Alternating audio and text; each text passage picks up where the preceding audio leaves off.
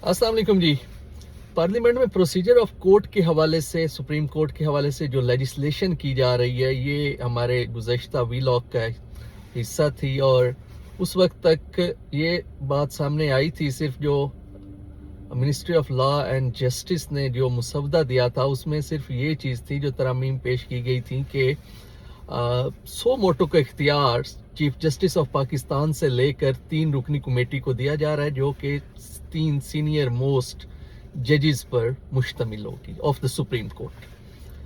और साथ ही अपील का हक भी दिया गया है जी, के जो फैसले हुए हैं सो मोटो के हवाले से 184(3, तो उस पर अपील की जा सकेगी। लेकिन पास्ट पर ये इम्प्लीमेंट नहीं होता था, तो मैं इस पर ये ढूंढ रहा था कि मतलब ये बात हजम नहीं हो रही थी मुझे कि इतनी अच्छी लेजिस्लेशन ये कर रहे हैं, कोई बदनीति नहीं। खैर कुछ उसमें बदनीति का अंसर था, लेकिन कोई जाती नोयत का इस तरह से सामने नहीं आ रहा था। तो मैं ढूंढ रहा था, आज जनाब अभी कल हो गई आपके पास, तो कल अभी वो बिल मंजूर कर लिया गया। और जब ये इस पर बहस हो रही थी कौमी असम्बली में, तो अचानक से ड्रामाई अंदाज में जनाब जो मोहसिन दावर साहब हैं एमएनए, वो अचानक इसमें तरमीम पेश करते हैं कि जी 184(3 के तहत जो फैसले हुए हैं पहले से पास्ट में, उन पर भी अपील का हक दिया जाए। तो जनाब साथ ही वजारत कानून फुर्ती दिखाती है और सारे कहते हैं जी कि हमें इस तरमीम पर कोई एतराज़ नहीं है, और मोहसिन दावर साहब की इस तरमीम को कानून का हिस्सा बना लिया जाता है और इसे फिल फॉर पास भी कर दिया जाता है कौमी असम्बली से। तो अब जनाब ये मतलब ये इसको इस तरह पेश किया गया है कि जैसे पहले ministry of law and justice में ये चीज़ ना तो ज़ेर बहस आई है, ना उन बेचारों को पता था, ना हमारे वज़ीर आज़म साहब को कुछ पता था कैसी कानून साजी हो रही है। पीडीएम की जमातों को भी इसका इल्म नहीं था। और ये तो दावड़ साहब ने जनाब वहाँ पर अचानक ही उनके जहन में ख्याल आया कि ये तो बड़ा गलत हो रहा है जी, और इसमें ये तरमीम होनी चाहिए। तो अब ये बात तो हम मानने से कासिर हैं। मतलब आपने करनी है तरमीम, ठीक है। अब इस तरमीम का मकसद क्या है? इसका मकसद ये है कि नवाज शरीफ साहब 184(3 जो सो मोटो का इख्तियार है चीफ जस्टिस का, उस वक्त chief justice of Pakistan Saqib Nisar ने ये अपना इख्तियारात इस्तेमाल किया और पनामा केस में उन्हें इस पर नाअहली हुई थी, तो वो अब अपनी अपील दायर कर सकेंगे इसके खिलाफ, जो ताहयात नाअहली है। और जहांगीर तरीन की भी ताहयात नाअहली है, तो वो भी अब अपनी अपील दायर कर सकेंगे। तो जनाब इसको मतलब वजारत कानून आपकी वो जब पेश कर रही थी ministry of law and justice, उन्होंने एक पूरा कानून साजी का अपना जो रूल्स एंड प्रोसीजर्स के हवाले से है सुप्रीम कोर्ट के, तो वो उन्होंने एक पूरा तैयार किया। तो उसी में आप लिख देते, नहीं इस तरह नहीं। पहले मतलब कौम को बताया गया कि बस जी ये जो सो मोटो का इख्तियार है ये बहुत गलत है और एक वन मैन पावर है, वन मैन शो है, और चीफ जस्टिस जिस चीज़ पर दिल करते हैं वो ले लेते हैं। और लिहाजा क्योंकि इंडिया में, और फिर वो बेंच के फिक्सेशन का भी मामला है जी, सिर्फ चीफ जस्टिस अपने मर्जी के बेंच तश्कील देते हैं। तो लिहाजा हम ये चाह रहे हैं जी कि सीनियर मोस्ट जो 3 जजेस हैं वो करें। और भारत की मिसाल इससे पहले हमारे पास मौजूद है कि वहाँ पर मोस्ट 5 सीनियर जजेस ऑफ द सुप्रीम कोर्ट जो हैं जस्टिस साहिबान, वो जो बेंच तश्कील देते हैं और केस की फिक्सेशन भी उन्हीं की जिम्मेदारी है, वो कमेटी करती है। तो अब यहाँ पर 5 नहीं किए गए, 3 किए गए हैं। इस पर भी आते हैं ज़रा कि ये 3 क्यों है, 5 क्यों नहीं है।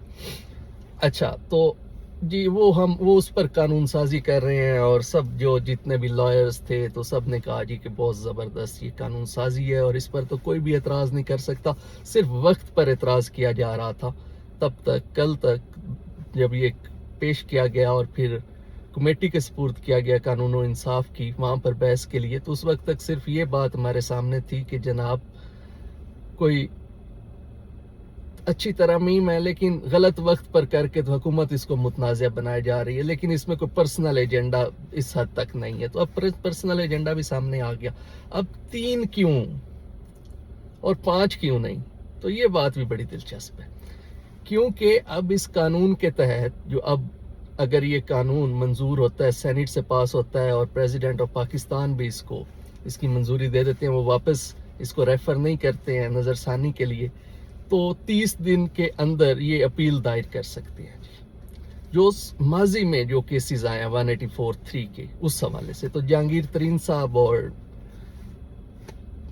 नवाज शरीफ साहब इस हवाले से अपनी अपील दायर करेंगे। जब वो सुप्रीम कोर्ट में अपील दायर करने के लिए जाते हैं तो 3 जो मोस्ट सीनियर हैं हमारे, वो इस पर कमेटी तश्कील देंगे। इसमें chief justice of Pakistan Umar Ata Bandial, justice काजी फाइज ईसा और जस्टिस तारिक मसूद, ये इस वक्त 3 सीनियर मोस्ट जजेस हैं।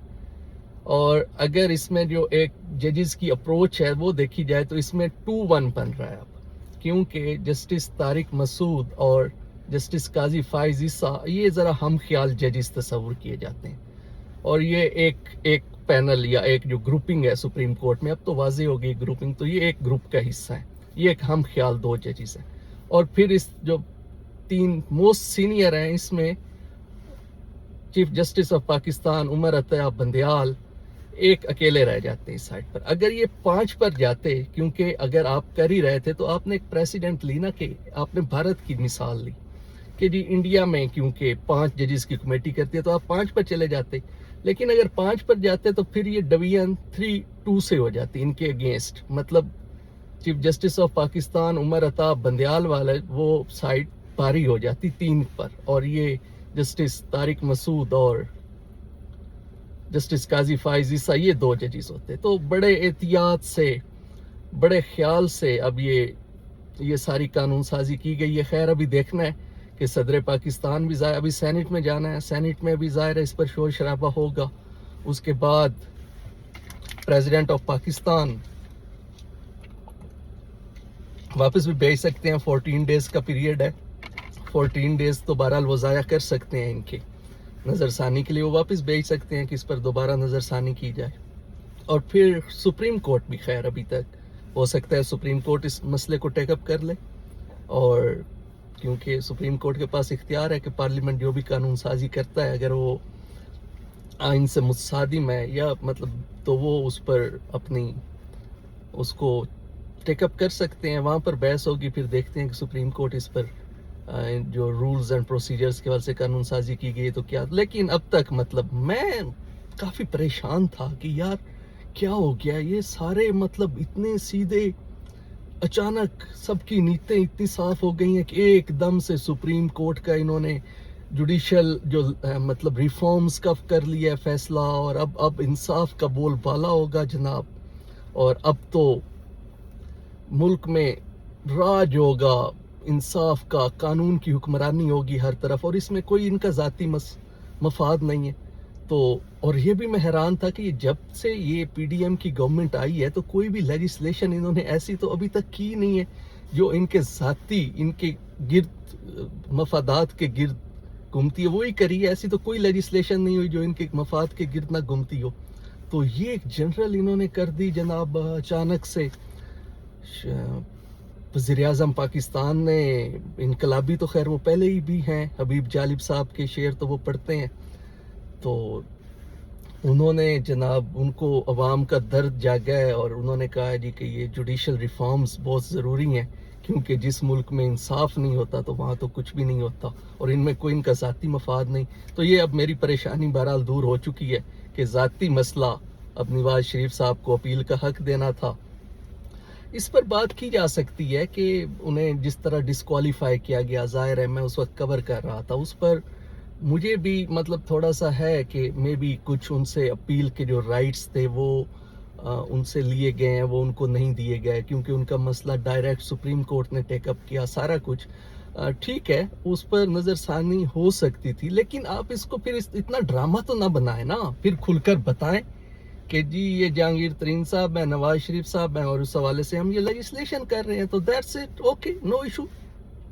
लेकिन जिस तरह इसको ड्रामाटाइज किया गया है कि जनाब मोहसिन दावड़ साहब ने अचानक उनको ख्याल आया कि ये तो बड़ा गलत काम होने जा रहा है, और जो पहले फैसले हो चुके हैं माजी में 184(3) के ज़रिए, तो उनके जो मुतासरीन हैं उनको भी हक मिलना चाहिए अपील का, और फिर उन्होंने अचानक से तरमीम पेश कर दी, और किसी को ये इल्म भी नहीं था कि ऐसी कोई तरमीम पेश होने जा रही है।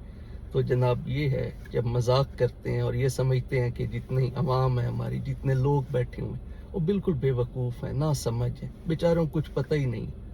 हम जिस तरह इसको ड्रामाटाइज करें, जिस तरह मर्जी करें, खेलें, जो मर्जी करें, बहुत अफसोसनाक वाक़या है। Thank thank you G.